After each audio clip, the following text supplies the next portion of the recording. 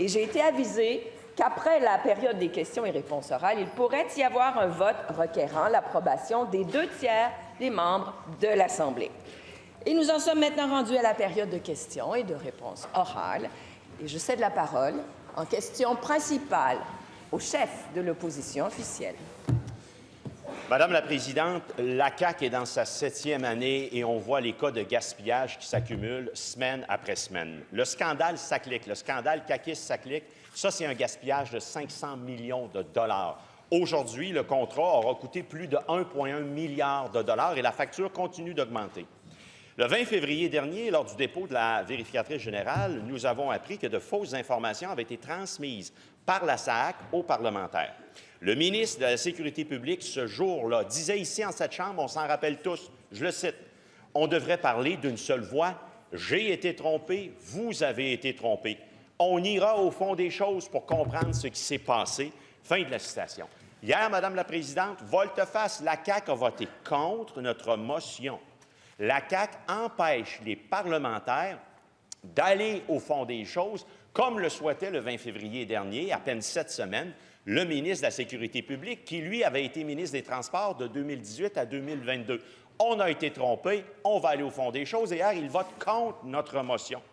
Est-ce que le ministre, l'ex-ministre des Transports, donc aujourd'hui, est-ce qu'il ne devrait pas être rouge de honte après avoir été rouge de colère, Madame la Présidente? Les ministres et le premier ministre de la CAQ ont-ils peur que l'on sache ce que pourraient révéler les hauts dirigeants de la SAC? Ont-ils peur que l'on sache s'il n'y a pas eu une commande politique pour donner de fausses informations? Alors, je vous invite à faire attention aux propos. Ici, la glace est très, très mince. Monsieur le Premier ministre. Oui. Bien, Madame la Présidente, je comprends que le chef de l'opposition officielle a l'immunité ici, dans cette Chambre, mais là, il affirme des choses sans savoir. Il nous dit que ça a coûté 1,1 milliard. Il n'y a aucune preuve de ça, Madame la Présidente, mais il l'affirme. J'aimerais ça qu'il le fasse en dehors de la Chambre. Monsieur le leader de l'opposition officielle. Propos inexact du Premier ministre. Le chef a parlé de 500 millions. C'est dans le rapport de l'AVG. S'il veut une copie, je lui donne. Rassoyez-vous, Monsieur le leader du gouvernement, Monsieur le Premier ministre peut poursuivre dans ce qu'il dit et sa réponse est-elle en ligne directe avec la question? Poursuivez, Monsieur le Premier ministre. Et je vous rappelle à tous que la ligne est mince. Ici, on ne peut pas laisser entendre qu'il y a une commande politique pour tromper qui que ce soit. Je vous le rappelle. Allez-y. Oui. Madame la Présidente, quand on bâtit un nouveau programme informatique, il y a le coût du programme, puis il y a le coût de l'entretien.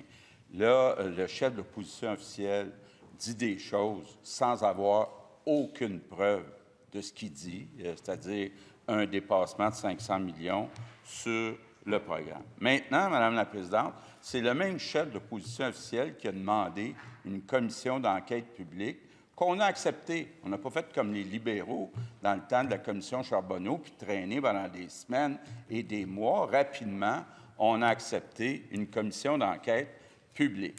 Madame la Présidente, le chef de l'opposition officielle voudrait qu'en parallèle de la commission d'enquête publique, il y ait une enquête de fait par les députés. On n'est pas fermé, Madame la Présidente, à cette idée-là, mais on dit, peut-on laisser le juge Galland faire son travail, voir les conclusions de la commission d'enquête publique, puis après, bien, cette commission doit rendre son rapport plus tard le 30 septembre cette année, 2025. Donc, pourquoi le chef du Parti libéral veut-il faire des choses en parallèle? Première complémentaire. Parce que vous l'avez permis, Madame la Présidente, dans votre décision du 2 avril, j'y reviens dans quelques secondes. Premier élément, page 19 du rapport de l'AVG. Je ne sais pas ce que comprend pas le premier ministre quand je dis un dépassement de coût de 500 millions de dollars qui donne une facture de 1,1 milliard de dollars. Page 19, je cite l'AVG. Nous estimons que le coût total du programme CASA passera de 945 millions après la révision de dollars à un minimum de 1,1 milliard de dollars. Aujourd'hui, première question au premier ministre, aujourd'hui, c'est 1,1 milliard de dollars-là qui continue à grossir. Il est rendu à combien? La réponse du premier ministre. Oui. Bien, Madame la Présidente, Je pense que le président de la SAAC l'a dit clairement, il faut faire attention de ne pas mélanger le coût du programme puis le coût ensuite de l'entretien annuel qui vient. Donc, encore une fois, le chef d'opposition officielle dit « Moi, j'ai déjà décidé de la conclusion. » C'est son problème. Madame la présidente, on a accepté d'avoir une commission d'enquête publique. Laissons le juge Galland faire son travail et on n'est pas fermé ensuite, si on n'est pas satisfait du travail, de voir si les députés pourraient en faire plus que le juge Galland. Deuxième complémentaire. Madame la présidente, c'est excessivement préoccupant, puis le premier ministre doit éclairer notre lanterne. Là. Sous sa gouverne, présentement, il y a un programme qui s'appelle SACLIC. Puis la VG, page 19, dit que par rapport aux chiffres qu'elle avait en 2024, le coût estimé jusqu'en 2027, c'est 1,1 milliard, c'est 500 millions. Le premier ministre ne peut pas savoir aujourd'hui ses ministres. Oui, puis qu'il s'en vire, puis qu'il demande à son ministre. Le 1,1 milliard aujourd'hui, avec les données qu'il a, c'est combien? Du premier ministre. Oui, Madame la présidente, ce que dit le chef de l'opposition officielle est contraire à ce que dit le président de la SAAC. Donc, Madame la présidente, laissons le juge Galland faire sa commission d'enquête publique. Il a toute la compétence, toute l'intégrité. Je pense que les Québécois font confiance au juge Galland. Laissons-le faire son travail. Troisième complémentaire. Wow! Là, Madame la présidente, je comprends que le premier ministre dit qu'on fait fausse route quand on dit qu'il y a des cas de gaspillage. Là, il y en a un de cas de gaspillage, Madame la présidente. Je cite le rapport de la VG.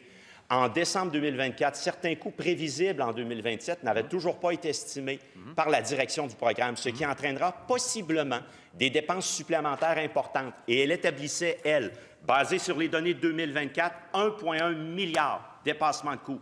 Le premier ministre est en train de nous dire qu'il ne sait pas, le 1,1, si c'est 1,2, 1,3. Réponse du premier ministre. Madame la présidente, contrairement au chef de l'opposition, moi, je conclue pas avant de voir l'enquête. D'un côté, on a le président actuel de la SAAC qui dit « c'est faux, le 1,1 milliard, ça inclurait des dépenses d'entretien qui étaient évidemment pas comptabilisées pour la fabrication du programme. » Le chef du Parti libéral, lui, il a déjà tout réglé ça, tout conclu ça. Laissons le juge Galland faire son